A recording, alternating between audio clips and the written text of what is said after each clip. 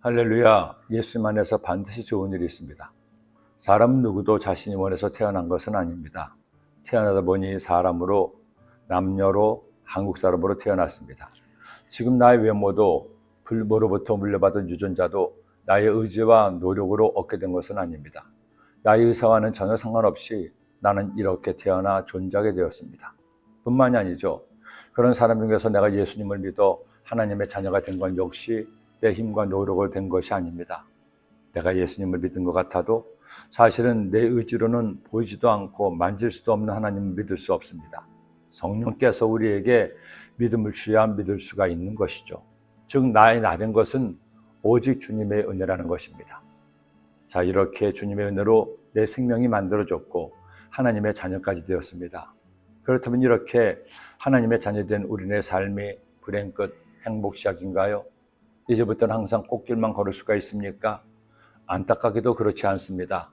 하나님의 자녀가 되어 하나님의 은혜 주시고 천국의 소망도 누리게 되었지만 우리의 인생길을 걷다 보면 가시밭길로 걸어야 하고 모진 비바람도 헤치며 나가야 합니다.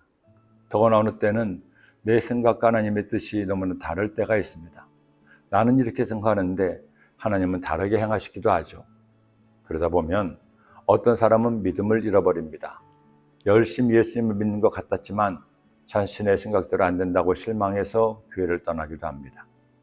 오병이어 사건 이후 굶주린 백성들은 예수님을 왕으로 삼기 원했습니다. 그래서 가는 곳마다 예수님을 따라다니며 같은 기적을 예수님이 행하시기를 원했죠. 하지만 예수님은 그들의 바람과는 달리 더 이상 빵을 주지 않았습니다. 오히려 그들이 이해하기 어려운 말씀으로 예수님 자신이 말씀의 떡이요 생명을 얻게 하는 피라고 말씀했죠. 그러자 많은 사람이 예수님을 떠납니다. 이러므로 제자 중에 많이 물러가고 다시 그와 함께 다니지 아니하더라. 여러분, 이것이 연약한 사람의 실상입니다. 성령님의 인도하심과 믿음 주심이 없으면 예수님을 인도하지만 진짜 믿는 것이 아니기도 한다는 것입니다. 그러자 예수님께서는 12 제자에게 질문을 던지셨습니다. 너희도 가려느냐? 그때 베드로가 제자들을 대표해서 이처럼 고백하죠. 시몬 베드로가 대답하되 주여 영생의 말씀이 주께 있사오니 우리가 누구에게로 가오리까? 코로나 시대를 거치면서 대부분의 교회들이 큰 홍역을 치렀습니다.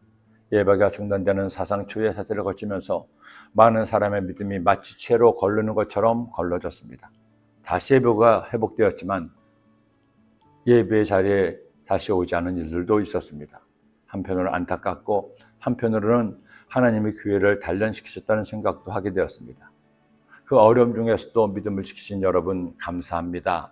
자랑스럽습니다. 사랑합니다. 때로는 내 생각과 하나님의 생각이 달라도 꼭 기억하십시오. 하나님이 나보다 크시고 하나님이 나보다 완전하시며 하나님이 나보다 나를 더욱 사랑하십니다. 그러기에 하나님은 나보다 더 나에게 좋은 것을 주시는 좋으신 하나님이십니다.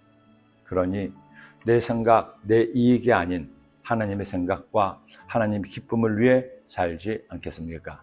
기도드립니다. 하나님 아버지, 세상에 그 무엇도 주님 같은 분이 없음을 고백하게 하사 주님을 믿고 신뢰함으로 주의 기쁨 되는 우리네 생활 되게 하여 주옵소서. 예수님의 이름으로 기도드립니다.